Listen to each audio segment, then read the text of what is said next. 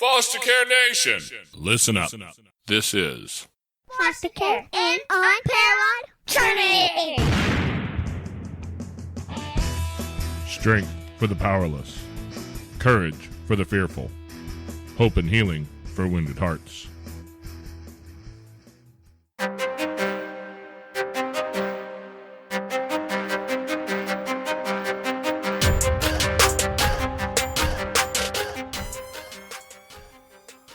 Hello, and welcome back to Foster Care, an Unparalleled Journey with Jason and Gina. Not Amanda today, because Amanda's got to go do mom stuff and do the adult stuff. So I get to sit here and play on a computer and talk with cool people. And so she has to do the real work. She'll hopefully be joining us a little bit later in the episode. But for now, we just have to be actual good parents and take care of our kids and do the things that they need. So I brought in Gina Heumann. If you guys remember, Gina was with us once before, and she told us about her story of her son. And if you go back and look, there's a TEDx talk out there about it. There's a book. Gina's talked to us about a lot of stuff, and she's been through some amazing things. If you're familiar with RAD, well, I can't tell you too much, but if you're not terribly familiar with RAD, it's Reactive Attachment Disorder, and it brings about some really interesting things that you get to learn how to deal with. And if you're a prospective foster parent, a new foster parent, if you're looking into adoption or you're a new adopter, if you work in a social care or federal, I get it straight. If you work in a foster care agency or something like that, an adoption agency, and you don't know anything about it, this is time for you to sit down and listen in, because this is really stinking important. I don't care what anybody says. This is one of those things that if you don't know about it, you need to at least be aware of its existence so that you can spot it if you need to and get it diagnosed and deal with it early on. And Gina's here to tell us all about that, how and why, and some stuff about a program she's starting that I'm kind of excited to hear about. So Gina, how are you doing? I'm doing great, Jason. Good to see you again. Yeah, same here. Now, remind me, what was the name of your book again? Love Never Quits. That's right. Love Never Quits. And we talked about that book a while back when we talked before, but you have gone about the business of putting together some more stuff on top of that. I have. And actually, COVID was kind of a blessing in disguise for this, because I had just done my TED Talk March 7th. And I believe the weekend after that year is when everything in the world closed down for COVID. So here I was embarking on a speaking career, and that just didn't happen. So because nobody wanted live speakers. And so I had a year and a half to kind of process this, think about it, put it together. I originally wrote my book in order to raise awareness about reactive attachment disorder. That was also the reason I did my TEDx. And my TEDx really focused on how this is a societal problem. It's not just a parenting problem. It's not a parenting problem at all, in fact. It's an original parenting problem. So when some of us adopt or get kids from foster care, or you can even get RAD if something happens to separate you from your biological child, even for a very short time.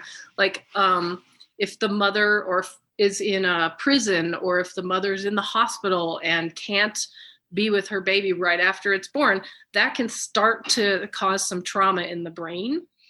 And if the trauma is really bad and rewires the brain, it results in reactive attachment disorder. So I wanted to raise awareness about this.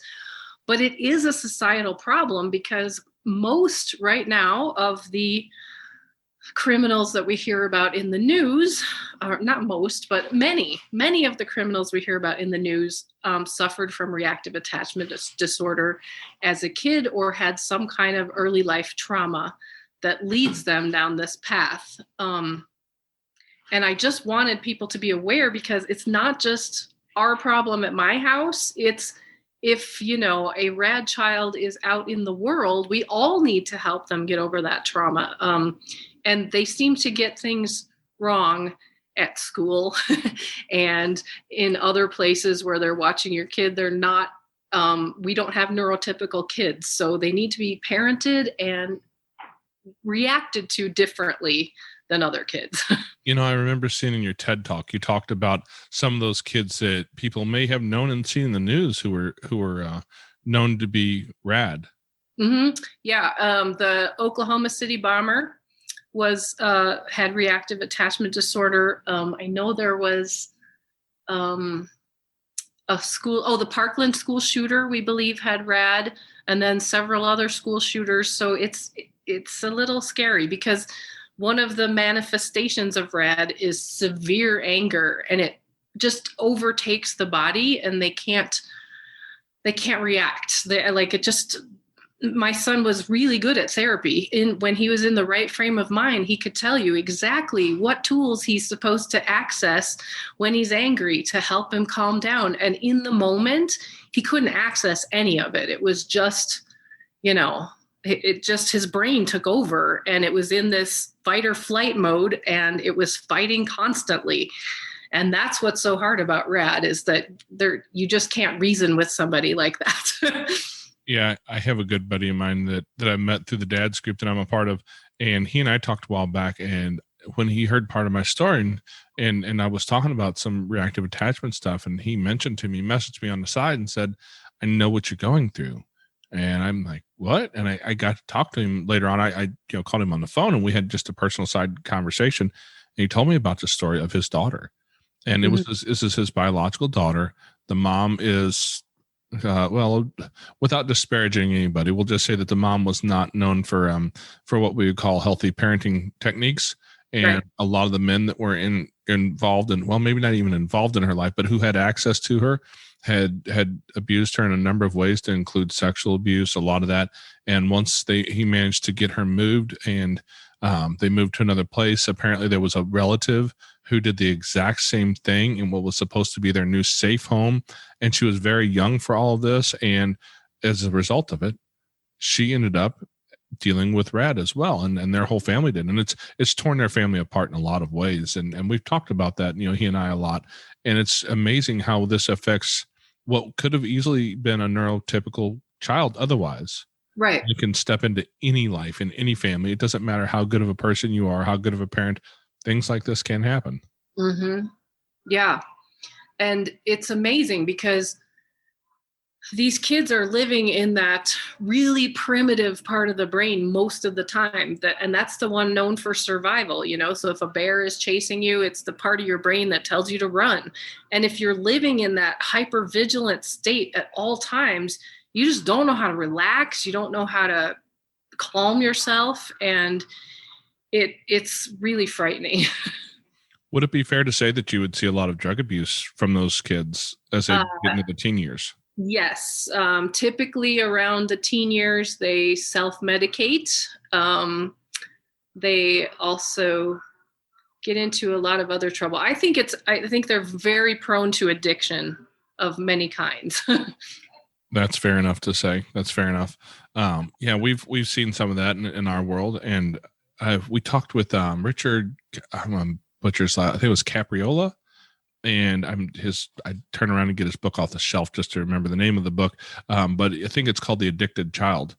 And he talks about the trauma triggers that end up with a lot of kids who end up in addiction. And a lot of times we don't know what those traumas may be, because if it was a very young age sexual abuse thing where a kid was convinced by a perpetrator not to say anything to anybody, then you might not even know. Exactly. Mm-hmm. And so I think you're right. This whole idea that this is not a us problem. This is a culture problem, because these kids go on out into the world and the world gets to deal with them.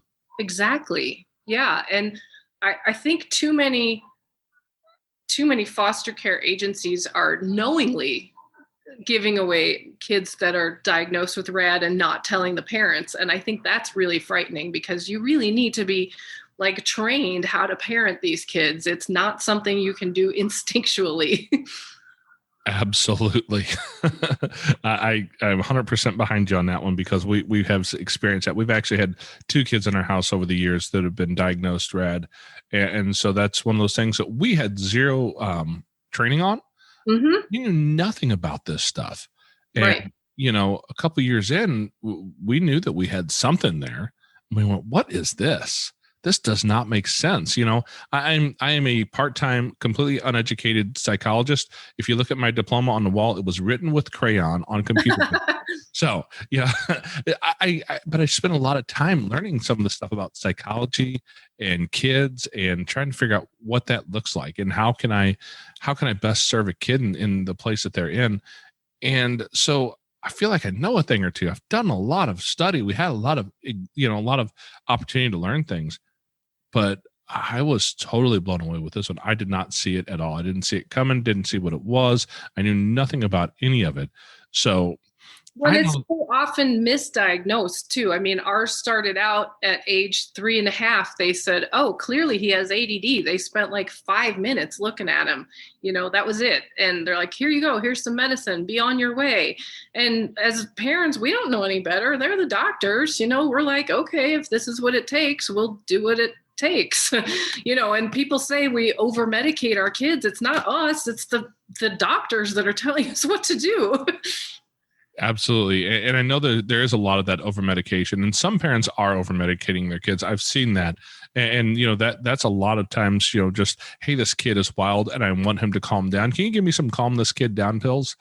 And, yeah. And I've got a little guy who I think every now and then I think he needs some of that, but that's part of who he is. And it's part of what makes my little guy such a ball of joy to be around. But we actually did take him to a doctor because we were looking at getting into school.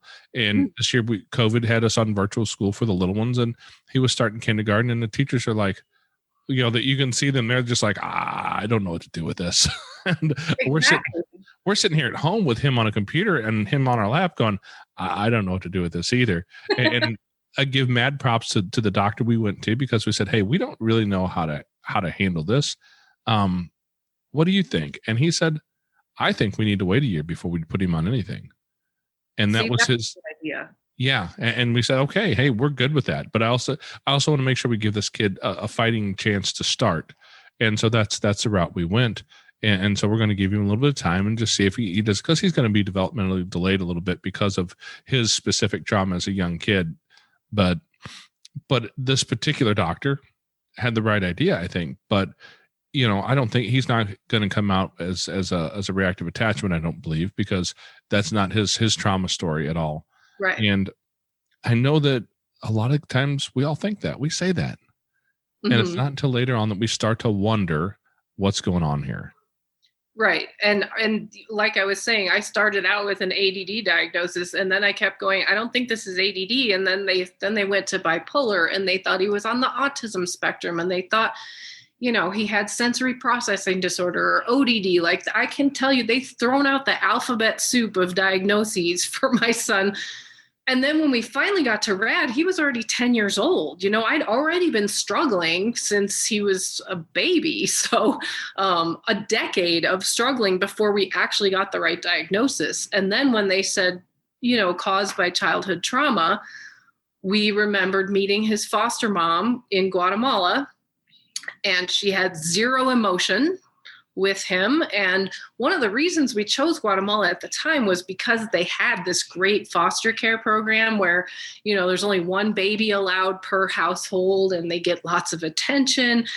What it ended up with in Maddox's case was that his foster mom had all of her biological children and their children living with her. So he was like the extra kid. And we think she just tossed him in a corner, didn't pay any attention to him, because he had all the signs of neglect, but we didn't know what to look for. So we didn't know they were signs of neglect. We just thought, wow, he's really a good eater. He loves to like dive across the table for food. We didn't think, wow, maybe he didn't get fed,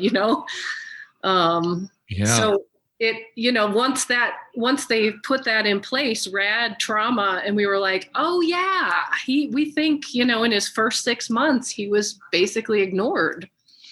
So seeing as you've been through the system and didn't know what you were looking at, we've been through the system and we did not know what we were looking at. Exactly. What should parents be looking for? What do we need to know if you're somebody who's interested in becoming a foster parent or something, who's just getting into it, or if you work at a foster care agency and that this might be a thing, but they've got a lot of kids, and it's going to take, maybe if you got 30 cases, it might take a minute for you to recognize this. What should we be looking out for? I think anger, like intense anger, is the biggest sign for me. That my son, screamed bloody murder all the time. Even as a baby, sometimes he would scream. In fact, one time I was driving my mom to the airport, and he was about 2.5. So he was talking a little bit, and we had music in the car, and it was the radio, and it played his favorite song. And after the song was over, he said, "Mama, play it again." And I said, "No, buddy, I can't. It's the radio. The radio decides what we're going to listen to." And then it turned into, "No!" And this scream was, blood curdling. Most parents don't get to hear this scream. It really sounds like someone's going to kill him. And screamed bloody murder the entire way to the airport. I dropped off my mom. I came all the way home. I had to stop for gas. So now this is like an hour and a half later. And at the gas station, he finally starts calming down. And in the meantime, like I'm driving down the highway, he's throwing his shoes at my head at 55 miles an hour. Then the next shoe comes and hits the dashboard, and then socks are flying at me. It was crazy. And he finally calms down at the gas station. I said, "This big mistake, right? Buddy, I don't remember what you were even crying about." And then he starts up all over again, "Because you wouldn't play my song." And another couple hours of screaming. Like, that is not normal. I told my doctor at this time, this whole story, and she said, "Well, it's probably just terrible twos." I'm like, "No, I already had a kid who went through terrible twos. This is much, much more terrible." It's like you took the terrible twos and condensed it all down, distilled that down into 2 hours. Yes. And for those of you who don't know yet, the terrible twos started about 2 and they last for 2 years. So that's 4 years condensed into 2 hours. Yeah, I know that scream. I know what you're talking about. Yes. Yeah. And we'd get it all the time. And when he was in that screaming mode, there was no reasoning with him. Hey there, Foster Care Nation. We'd like to take a quick minute to step out of the podcast here and ask you guys for a little bit of support.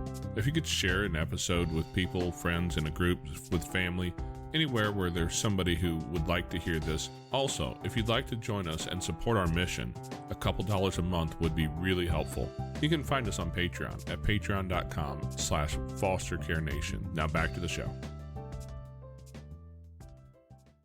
And now I've learned that it's because the trauma brain wouldn't let that happen. So we just had to let him get it out of his system. But of course, we didn't know this for years. For years, we were trying all the parenting books. We went to therapy. We went to other therapy. We went to group therapy. Like, nothing seemed to work. They kept giving us sticker charts, and sticker charts are not going to work on a kid with RAD. They actually make the problem worse. Yeah. And as a parent, now you're the parent in public who has a kid who's acting like crazy, and that affects you. Oh my God, I'm such a perfectionist too. And I compare myself to people all the time. I'm trying to get out of that habit, but it was constantly embarrassing being the mom of the bad kid, and I didn't know what to do. I was at such a loss. I'm like, my other kid is really well behaved. I'm doing all the same techniques on this one that I am on this one, but they're not working. Yeah. And now, as any true perfectionist goes, that you have to work harder at not being a perfectionist so you can do it perfectly. Exactly. and with that, though, with especially with your kids and in public and that behavior, that creates a lot of shame, I'm certain, in your own mind. Maybe I'm just speaking for myself here a bit. Oh, no, you're right. Yeah, a lot of shame and guilt because I can't do this. Like, I've had lots of kids come through my house. I should be able to handle this. This is just another kid. I can handle this. And then suddenly I can't. Yeah. And it's horrible. And you feel like a failure a lot of the time. And then your child grows up with this low self-esteem because they're constantly getting yelled at. They're always the bad kid. And so we're trying to get my son out of that right now. We're at a very happy place right now where my son is no longer angry. I mean, he does get angry like a normal person does now, but it's not, punching holes in the walls and throwing knives at us anymore. So we're not worried at all about safety anymore.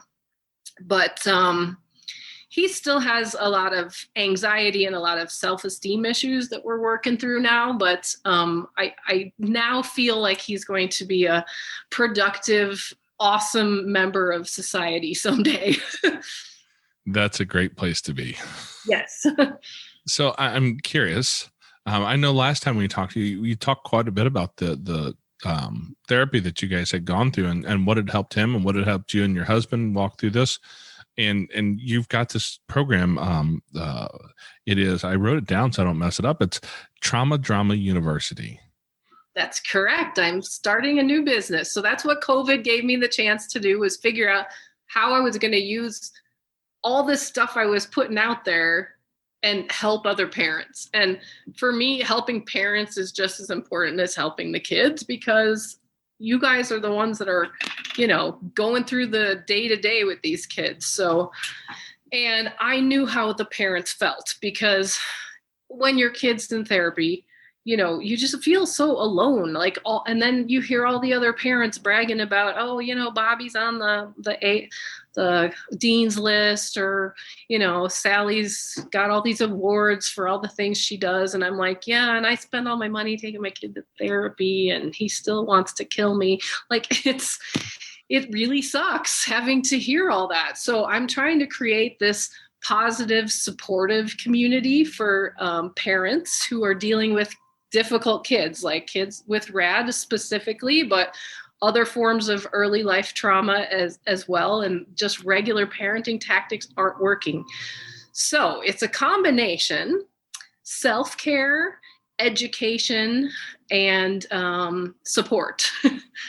So I'm going to have a little of everything. I have 4 online courses that I've designed. That was my job. I'm a professor by trade. And I got a degree in online learning. So I created these online classes to basically give you the background of trauma and what it does to the brain, how parents are at risk of PTSD from having to raise a child like this, different strategies that you might want to pursue. I'll give an overview of different treatments and therapies that have been known to help with kids that have trauma.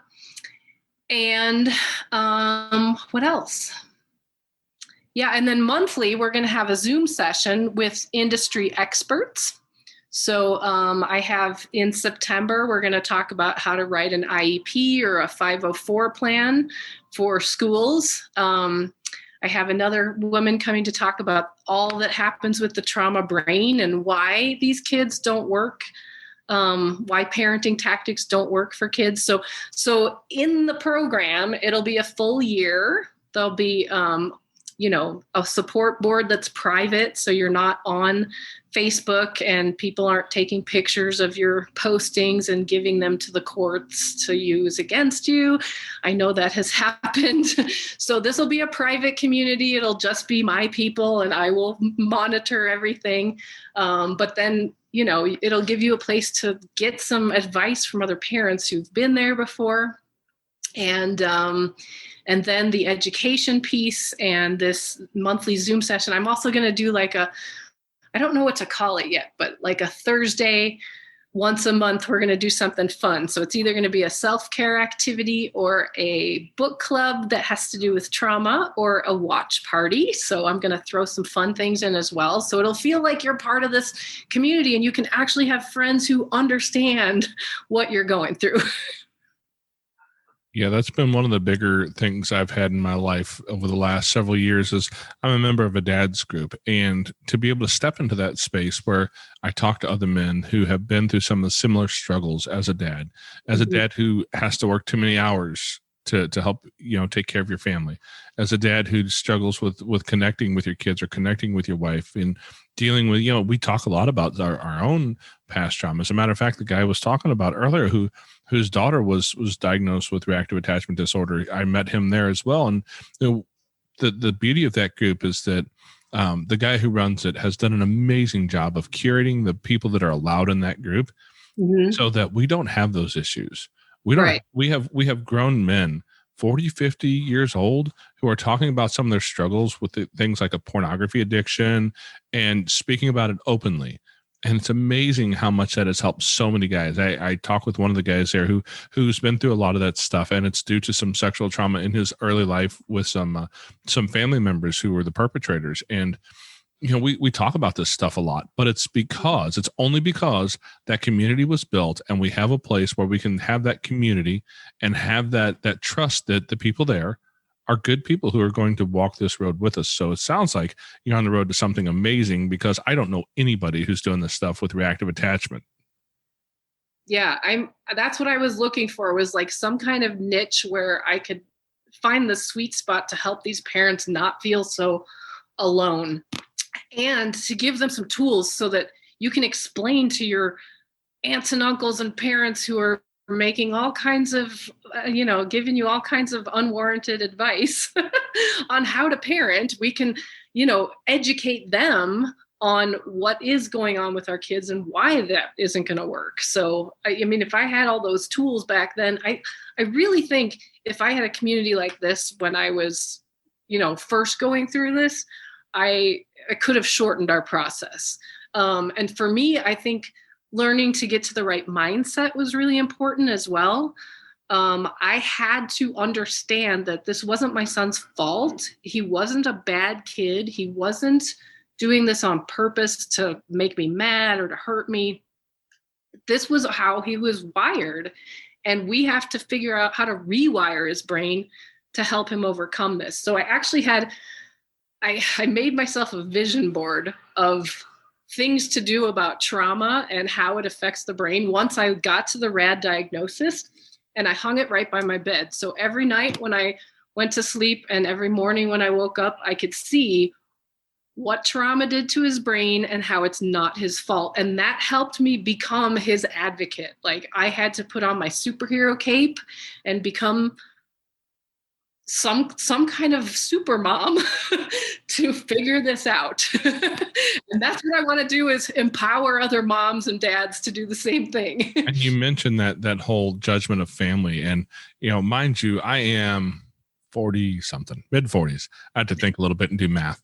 But when we first had a kid in our home who was rad, and my grandma was around, and my grandma, God rest her soul, she does not believe in, those in diagnoses and stuff. She came from the generation, she was born in, I want to say it was 1928. Mm-hmm. She was raised in poverty, went through trauma of her own, and her life was a story of recurring traumas over the years. And so when we bring a kid in with this sort of issue, do you think she was loving and kind in the way that she approached that? Or maybe she was the kid the grandma that those kids began to refer to as the angry grandma? Oh, yeah. Because we would have that meltdown happen in the car, and she would get mad. Like, it was a personal affront to her that he was having a meltdown in the car, and she's like turned around, like yelling, yeah. I mean, just an elderly German woman who did not she raised 3 boys on her own over, so she didn't lack for any chutzpah. She could put it down, and but that was a way that she would react to him. And then I would hear about it later. Mm-hmm. But the family thing, not understanding where that really comes from, because it takes a lot for us to understand it. Hey there, Foster Care Nation. If you'd like to find yourself in a group with like-minded people, head over to Facebook, and you can find us at facebook.com/groups/fostercareuj. We've got a group over there where we talk about foster care, we talk about adoption, and we talk about all the things related. If your podcast player allows it, you can also reach down and hit that subscribe button so you get notified every week when we put up uploads. Every Tuesday, a new episode comes out. We'd love to see you next week. Now back to the show. Yes. Oh, I know. And I have relatives. I won't be specific who they are, but relatives who, were like, why don't you ever discipline your kid? Why don't you just spank them? And I'm like, okay, because the therapists all say that's not the thing to do. So the smart people say, don't do that. It doesn't work. Yes. Well, even just, timeouts don't work with those kids because that brings up feelings of isolation. And so that brings up anger inside them if they were neglected. And so every time I tried to put my kid in timeout and he didn't stay, and he'd scream and he'd scream. And it took me forever to realize that wasn't the way to work to discipline with him. Instead, we would sit down and try to just be calm and talk to him. And, is he going to learn after 5, 6, 8 times? I don't know, but eventually it did work. Yeah. That idea that discipline is the answer to everything is not always true. It's kind of akin to giving some antibiotics to cure cancer. Right. You've got this big, nasty, hairy thing over here, and you're trying to manage it with something that's meant for something much less serious. Right. And, I'm really excited that Oprah is involved now. There's a new book out now called What Happened to You with Oprah and Dr. Bruce Perry. I don't know if you've heard about this book, but I have not. It blew my mind away. Every parent, every teacher, every boss should read this book because it basically explains why people act the way they do. And there's a good section in there on kids with trauma and how that first couple of years, really the first 6 months of life, is when there's rapid brain growth. And if they're getting neglected there, it's really hard to come back from that. And so now I'm hoping now that Oprah's involved, we can really get, some awareness of reactive attachment disorder and childhood trauma and what that can do to our society as a whole. And my dream is to work with Oprah, so. She is a bit of a lightning rod when it comes to causes like that. So I'm really stoked to hear that because we're not built to see things that way and understand it because it's not neurotypical kids. Mm-hmm. And that's what conventional wisdom is based on. It's this idea of neurotypical kids, because I've had plenty of kids in my house, and there's lots of kids where, I'm not going to lie, an occasional, hard hand on the soft side of the back to go, thump, hey, pay attention. Don't do that. You're going to kill yourself, dude. Come on. Keep your finger out of the light socket. I have said that more times than I can count to the same kid. But it's a neurotypical kid. That's not necessarily going to cause trauma or cause problems. There are other kids though that when you see this and you assume that the same medicine works the same way for everybody, suddenly it turns dangerous and scary, and it creates this environment that's not healing or helpful for anybody, to include the parents. Right. And that's been one of the struggles that we've seen a lot of parents have through this, is that you just don't know what it is. And so lest I scare everybody off who ever thought about becoming a foster parent, because you're going to eventually get a rad kid who's going to make your life horrible and dangerous, and you're going to be terrified and ruin it for you. I don't want to say that at all. No. I don't know what the prevalence of reactive attachment is, as far as what the percentage of kids who deal with that is. I'm not sure. I've heard it's less than 1%. It's pretty small. But in foster care and in adoption, it tends to be a lot more prevalent because there is usually a reason they were removed from their first parenting situation. And so usually that trauma then doesn't get addressed. They just move them to another place and go, here you go, here's your kid, have fun. It's just like having real kids, or biological kids, just like having No, it's not. Yeah, and from the way you described the kind of the nexus of that, it sounds a whole lot like, maybe parents where the father may not be there or involved at all, and the mom might have a drug addiction issue. Oh, yeah. Or, if they're teenage parents and they really don't know a lot about parenting, then that could be a problem. Or there's a book that Dr. Bruce Perry wrote called The Boy Who Was Raised as a Dog. And that is like a case study on a boy who had RAD, and he was actually raised as a dog. This is a sad, sad story. His birth mother was young, super young, and she died. And then the only family was this disabled grandmother and her mentally disabled boyfriend, and the grandmother died. And so this mentally disabled man, who's not related to them, was raising this child, and he was a dog trainer, and he knew all kinds of things about training dogs. So he just put the kid in a cage and gave it a bowl of food and a bowl of water. And 6 years before CPS took him away from this guy, they kept going, well, at least he's being fed. So Oh, wow. It's horrible. And that was the first case of RAD, I think, that he had encountered, and he figured out how to tame this child a little bit. And it's a really interesting story, but just crazy. If you don't know what to do with a baby, that could be a huge problem. Yeah, that as you described that, that's, man, how many people do we know who are raising kids who you look at and think, yeah, you probably shouldn't be responsible for raising a child, because quite frankly, I've picked up kids from the hospital, even one of my own, and they did not give me any instructions with that thing. No, kids are the one thing that don't come with an instruction manual, because every kid is different. So every book would be different. Not that I would read it because I'm a guy, right? And we notoriously forget to read the instructions. Directions, yeah.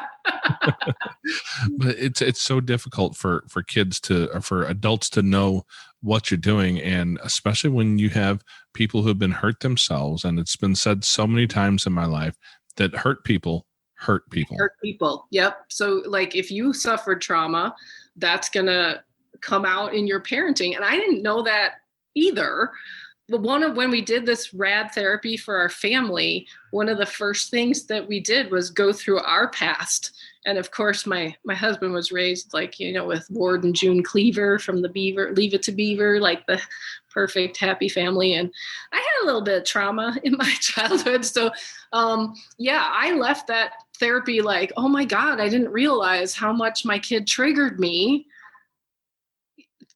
all these memories of my own childhood. And, I would shut down sometimes instead of, staying calm myself. I would just kind of go into that freeze mode. And it's hard. It's really hard if you're dealing with your own trauma and also trying to raise a kid with trauma. So that's something else, is we have to get in the right mindset and make sure that we can keep ourselves healthy as much as possible.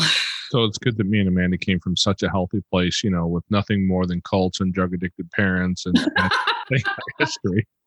Yeah.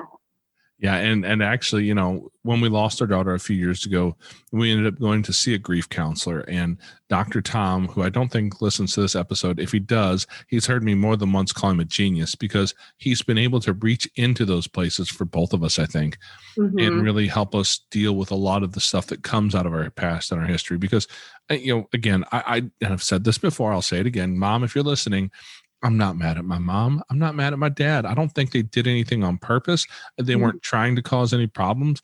They didn't realize what was going on. They did the best they could with what they had. And sometimes some people in certain cultures, especially, do not have the tools necessary to deal with their own trauma, and they raise kids as best as they can. But it doesn't mean that it's the way that's going to be healthy for them all the time. Right. And that's my goal there is not to talk smack about my parents or blame everything in my life on them, because God knows I made my fair share of mistakes. I don't know about you, but I made my fair share of mistakes, and I'm responsible for plenty of that. But there's some things there that I didn't realize were affecting who I was as a dad. And I started out as a dad, much like my own father, who was the one in charge. It's a benevolent dictatorship. It's ruling with an iron fist. And let me tell you something. The first RAD kid you have, or ODD kid, oppositional defiance disorder, I was lost. I'm like, okay, what am I going to do with this? Because if I say up, before I get the P out and up, he's already screaming down. Right. And the more I try, the less it works. Right. And then it's real easy to get that in your head that this kid sucks. This kid hates me. This kid is hard and I can't do this. And, what made this kid so bad? And so that's why I made this vision board that I put by my bed. So now I've made it into a professional looking poster.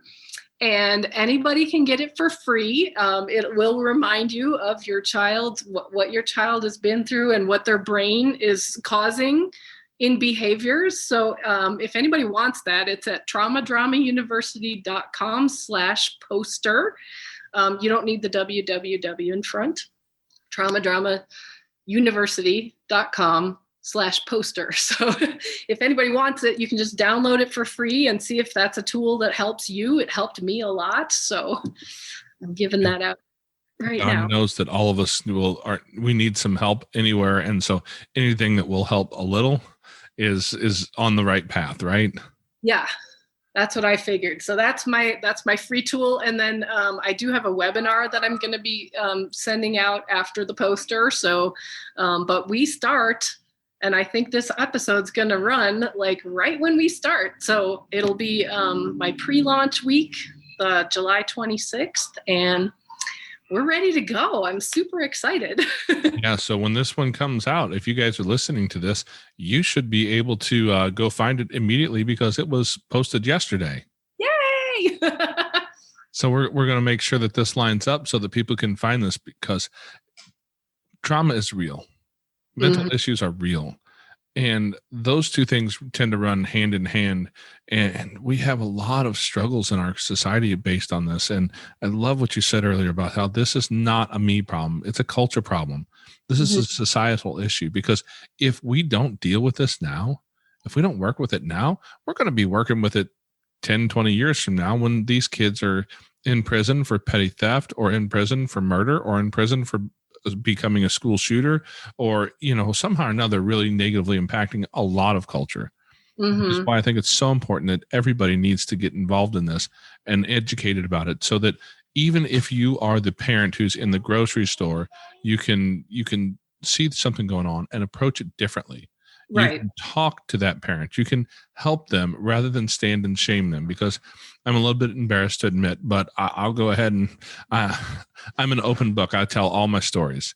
And I was the guy who would take my kids in the grocery store and see a kid having a meltdown and look at my son in the cart and go, "What would happen if I did that to you? If you tried that stuff to me?" And he said, "I'd get my butt whooped." And I didn't care if they heard me or not. I actually probably cared more that they did hear me, because I was busy being in my judgmental self and trying to make sure they knew that, hey, this guy over here, this big hairy guy over here, he's the one who has it figured out. And you obviously aren't disciplining your child right. I was that a-hole of a guy who was in the store. And I feel like I really need to have a little bit of I need to pay a bit of a price for that. So I need to get out here and work hard to help push that message out. Yes, and I was the same way. My first kid was super easy. He was so polite. He was the one kid who was still sitting at the end of the birthday party until somebody excused him from the table. He would say please and thank you all the time. I was like, oh, I am so good at this motherhood thing. And then I got a rad kid. So I'm like, God, okay, I learned my lesson the first year. Like, really, did it have to last this long? But I think it did, so that I could try to help other people, like it got so ingrained in me to help, try educating people about what he's going through, that I really want to help other parents do the same. Absolutely. It's one of those things that parents need to know. And like I said, whether you are a foster parent or not, just a biological parent, I say just a biological parent, like that's not a challenge, right? I have biological kids too. I know how much of a challenge that can be. So don't take it that way. But or if you're a foster parent, or if you're a caseworker, or if you work at an adoption agency, or maybe you work somewhere else in the world that helps with child welfare, because I think that's something that all of us need to have some education on. Mm-hmm. Exactly. And I expect you to get this word out, especially once you get to working with Oprah. Yes, of course. She's on my new vision board. So There you go. Just make sure you get her in your Rolodex, because then you'll be the cool kid who can really reach millions of people really quickly. Right. Yeah, I love that to hear that she's actually on board with some of that stuff, because it's what we need in this culture. Yes. Well, she suffered a lot of trauma as well, which you learn in the book. And, she didn't have anybody fighting for her. She wasn't adopted, but she had a lot of trauma in her early life. So she gets it. It's interesting you mentioned that, just because the last week's episode that just aired was the Asian Oprah. At least that's how she was introduced by one of Oprah's friends, introduced her to Oprah as the Asian Oprah. Oh, and cool. She told her story of having her own level of trauma as a kid, and the way that she was treated, and how that manifested in her life, and how it caused her a whole lot of problems. And it went all the way on into her adulthood and her first marriage and kids and problems like that, where how it changed her life, and how it shaped her life, and how she's learned to reshape that. She's had to go through a lot of those struggles. Now, I don't think she was ever diagnosed rad or anything like that, but she had her own fair share of troubles. Thankfully her trauma did not run as deep as some does. Yes. Well, and that's just the thing. Like, some kids you can have two kids go through the exact type of neglect, and one of them comes out fine and the other has rad. It just totally depends on the kid. So, you say that, and I have two kids exactly like that. Exactly like that. Night and day different reaction to it. And for my own sake of peace of mind, I've sat down and tried to figure that out. And it's either just in God's wiring, how the kid is wired, or it may have something to do with these two kids were slightly different ages when they went through that trauma, and it affected them differently because of where they were at in their own developmental cycles. That's exactly right. So that makes a huge difference. The age at which the trauma happens is a huge difference. Yeah. Again, my psychology degree it's still in burnt sienna crayon over there. So don't put too much behind this, but I'm a bit of a firm believer now that the part of the brain that handles developmental stages, when every time it gets reactivated, and we know from Freud and about the early childhood, we know about latency, and then pre-adolescence and adolescence, and then there's that part where in our 20s where kids neocortex really develops and all that. So there's another one, and we've always called the midlife crisis, the guy with the hairy chest in the Corvette. But let's just go ahead and face it. That sounds a lot to me like another developmental stage, almost like our brain just never stops developing. Well, exactly. And the good thing about the brain is that, like, neuroplasticity means we can continually change our brain. I'm doing neurofeedback right now to help me with my PTSD. And it's really helping. So I think you can still rewire your brain even at our age.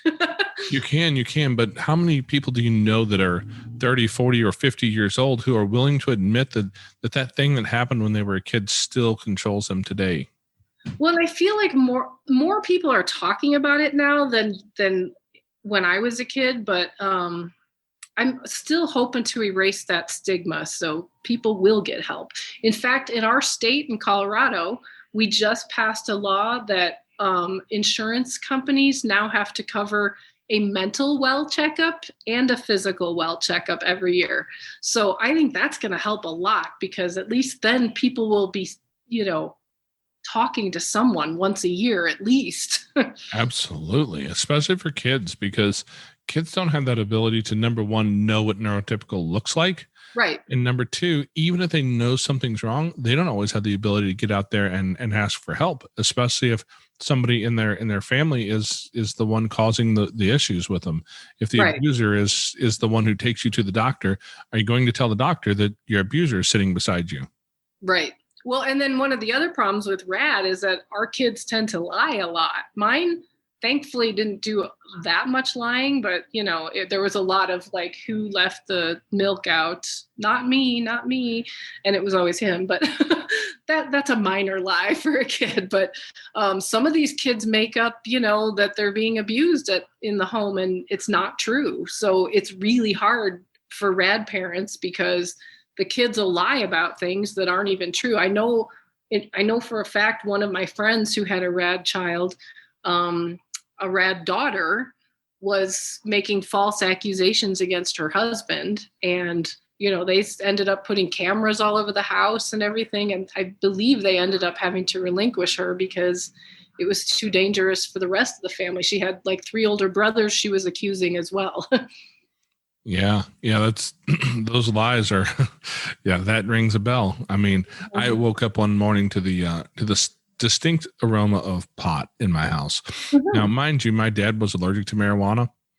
And so I inherited some part of that. I'm not really allergic to it, but I cannot handle the smell. But the smell of it just turns my stomach. It gives me a headache. I can't handle it. I don't hang around people who smoking weed. Think what you want about it. It's a miracle drug. It's the cure for everything, or it's a horrible, the devil's lettuce. Whatever you want to think, I really don't care. It doesn't bother me. I just know that I am really incredibly sensitive to that smell. And I woke up in the middle of the night to my room is just reeks of it.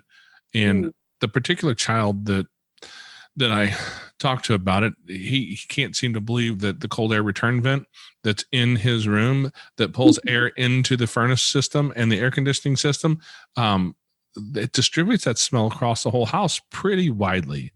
And, just straight lies about it almost. And I almost think he believes his lies.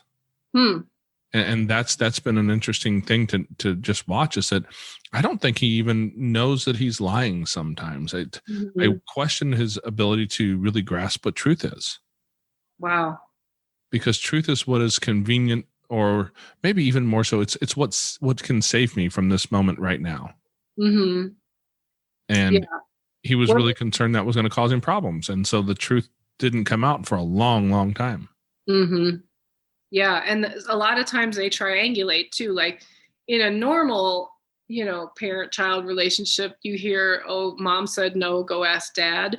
But they take it to another level of mom did this to me, and then dad doesn't know who to believe. And, then you're in this triangulation mess. And that's a big problem with Red as well. We have seen that in our own home. And I will say that if you're going to foster, if you're going to take in kids from hard places, make certain that you have a strong relationship with your spouse. If you're married, if you have a spouse in your house, you better just do that work ahead of time, because you're going to need it. And I don't care if you have a rad kid or not, you're going to need some strong relational ties there to be able to walk through it shoulder to shoulder and not end up nose to nose at the end of it. Right. And I was going to say, and if you are a single parent, you need to find another single parent to bond with and help out, because you'll need each other.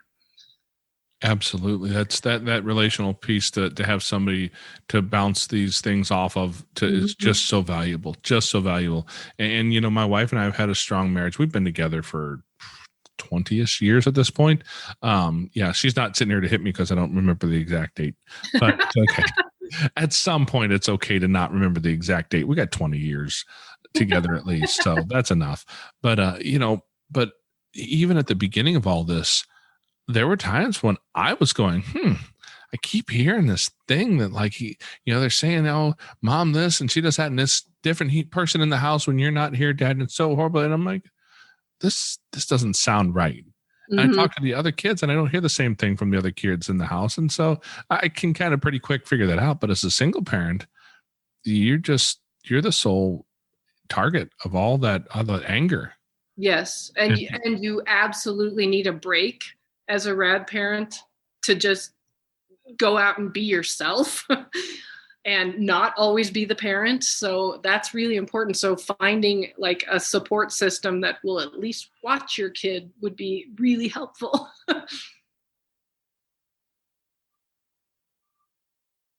We're a big fan of date night for more than one reason. But having that ability to go out and just connect, and things as simple as we've got a little bar down the road from us here, and I don't drink. I gave up drinking a few years ago, and my wife doesn't drink either anymore. It's not part of our life. Not mad at anybody who does. It's just how we choose to live our life. But this little bar has got a jukebox in it there. That's not what they call it these days. I don't know what it is. I have to get on my phone and use an app to play music, but we can play music that unless they're there, the people there are our age. They don't know any of the music because it's all the stuff from the 90s that we grew up with. And there's a pool table and we can shoot pool, or we can go sit over on the side and talk and chat and just spend some time doing things we did years ago as young adults without kids. man, it's just so refreshing to be able to stop for a minute and not be the guy who's trying to put out all the fires. Right.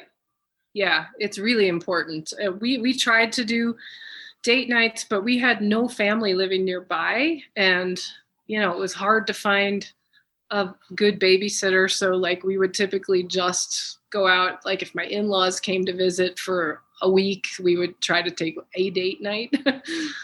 But we really needed more, I think. Yes. I think we all need more. I don't think any of us do a very good job of setting those date nights up the way that we probably should, so that we can show up best for our family at home and for the kids who need our help. Right. Exactly. And that's one of the lessons I've had to learn, is that sometimes you have to say no, not now, so that I can go do the things that's going to bring me back and fill up my cup a little bit and allow me to be able to be the guy that I need to be the dad that I need to be the husband I need to be, and lead my family in a direction that does not involve, my head about to explode and the stress and the this and the that all kind of piling up, because it will with kids in general, especially when you have kids with trauma. And moms especially are just horrible at self-care. So we need to do a better job. Can you tell Amanda that? Yeah, I'll try. She knows it. I know we'll be working on it in Trauma Drama University. So excellent. And that's, I want to touch base with you, before we get off here about that again. So how can people find that and get hooked up with it and get started talking to you? Yeah. They can email me at gina@traumadramauniversity.com. They can go to the website, which is www.traumadramauniversity.com. I'm going to send you the link to the webinar. So if you want to put it with the show notes. Okay. Yeah, we can do that. And then I also, you can go get the free poster at traumadramauniversity.com/poster. And that will lead into some more information about RAD. And it'll be good. Good. That's what we need. We need to make sure that we can get this information out there so that people can find it on the web, because my God, aren't we lucky to be in a world where we can sit hundreds of miles apart and talk about something that is something that's near and dear to both of our hearts, but we would not have met otherwise. And to be able to set this up to where we can help to propagate this information out there to anybody in the world who wants to hear it. And I love you guys. So well, that's what I always say about my little godson, is that he is an amazing little dude, but he has horrible taste in humans because he loves me. That's not true. You're a good guy. Well, depends on the day. And honestly, that, to be truly transparent and vulnerable here, that a lot of that, that negative self-talk will come back, and it comes out a lot of that because I've had my moments. I've had my moments with kids in that space. There was one particular moment that I think about a lot when I talk about that.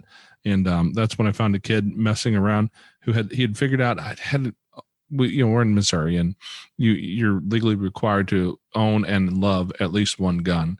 And, I had all my stuff locked up in a cabinet. It wasn't a real safe. It was just a cabinet. And when I'd found a kid breaking into there, I'm like, whoa, hang on. I didn't know he was capable of doing that. He wasn't old enough to figure out how to break into. It was locked. It was a lockable deal. There was keys and locks and stuff. Wow. And that was not enough. I ended up having to go down to the gun store and buy a real gun safe that I know you can't break into because it has 1.25 inch bolts that go out and lock it into place into the steel. So you're not getting into it. But that I'm not going to say that didn't trigger quite the moment in me to go, hey, you're putting everybody in that house at a mortal risk with that. Yeah. And some of those moments are the ones that I look back on and at myself and just really kind of disgusted with who I was in those moments, because again, that's where my own fight or flight was triggered. Mm-hmm. Yep. I think none of us are perfect parents or perfect people, but we try. And that's the key there, is we're trying. Yep. Turns out we're not going to. When we learn better, we do better, right? That's true. But we're not going to get to perfection, I don't think. No, I don't think so either. Not this side of heaven. I'm learning to let some of that go. I'm glad you are. I mean, because I'm slowly working on getting there, but I haven't done a great job with it. And parents in general, I think we all have that thing. And when you parent a child from a truly hard place who has some serious traumas that you don't understand, that science doesn't understand, the world doesn't understand, we feel even more like we failed in ways where we probably have done amazing jobs, but we can't see it. Right. Yes. Well, we need to raise each other up. Amen. And the community at Trauma Drama University sounds like exactly the perfect place to do that. Yes, it is. Because who better to talk to about these things for somebody to be able to tell us, hey, you're actually doing a good job. It wasn't, I didn't feel it until our therapist one day said to us, you realize that you've been dealing with this. You've been dealing with a reactive attachment case for 12 years. Mm-hmm. Most people don't get that far. Yeah. And to have a professional tell me that was what I needed. I needed somebody who knew what they were talking about to actually validate that thought. Because I really would think that thought for a second and then think, I don't know. It's just, it's not that big of a deal until I would fail again. And it was a big deal and all in the wrong direction. So yeah, I know. It's a long road. So creating that community where people can help to lift one another up and commiserate when need be and to step in and help each other walk through that. That's just an amazing idea, Gina. And I am so happy to see that coming to fruition for you because, COVID was a terrible thing. I've known some people who've been through some really terrible issues throughout this COVID pandemic, but I've also seen some amazing things pop out of it. And this, I think, is going to be one of the lights in the darkness here. And it's that little pinpoint of light that you just never know where it's going to go. Thanks, Jason. Thank you so much for spending some time with us this afternoon. And like I mentioned earlier, if you're listening to this on the podcast, then there's a really, really, really good opportunity for you to just get online and go over to traumadramauniversity.com and you can find her information and find her program right there. And you can begin to step into a place that we didn't have when we needed it. So go do it. Yay. Okay, Foster Care Nation, thank you for listening to Gina's story. Now take her knowledge and wisdom to heart so you can create love and healing in your family and community. Be sure to come back next week. We have new episodes every Tuesday. If you'd like to share your story as a guest, you can reach us at fostercareuj@gmail.com.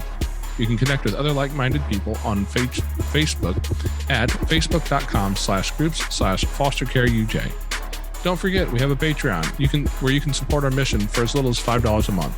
It's at patreon.com/fostercarenation. The links to everything are in the show notes on your podcast player or at fostercarenation.com. And, as always, you are so super awesome. I think you guys are cool. Yeah. Thank you for listening. Thanks.